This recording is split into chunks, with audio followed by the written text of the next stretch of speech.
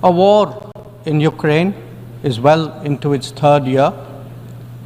The conflict in Gaza is acquiring wider ramifications.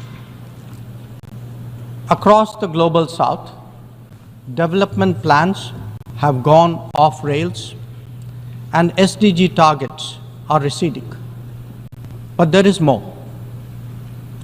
Unfair trade practices threaten jobs, just as unviable projects raise debt levels. Any connectivity that flouts sovereignty and territorial integrity acquires strategic connotations, especially when it is not a shared endeavor. Technology advancements, which have long been a source of hope, are now equally a factor of anxiety. Climate events occur with greater intensity and frequency. Food security is as worrisome as health security. In truth, the world stands fractious, polarized, and frustrated. Conversations have become difficult, agreements even more so. This is surely not what the founders of the United Nations would have wanted of us.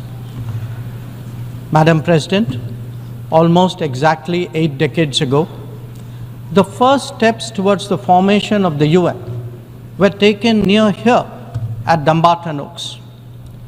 Refined thereafter at the Yalta Conference, they were finally approved in San Francisco. The debates of that era centered around how to ensure world peace, a prerequisite for global prosperity. Today, we find both peace and prosperity equally endangered. And that, Madam President, is because trust has eroded and processes have broken down. Countries have extracted more from the international system than they have put into it, enfeebling it in the process. We see that vividly in every challenge and every crisis. Reforming multilateralism is therefore an imperative. The urgency of this call is highlighted by the theme of this session. Leaving no one behind means advancing peace, ensuring sustainable development, and strengthening human dignity. This cannot be delivered by a UN paralyzed when faced with division, conflict, terrorism, and violence. Nor can it be advanced if access to food, fuel, and fertilizer is jeopardized. When capturing markets lacks restraint, it damages the livelihood and social fabric of others. Evasion of climate action responsibilities by the developed undermine the growth prospect of the developing.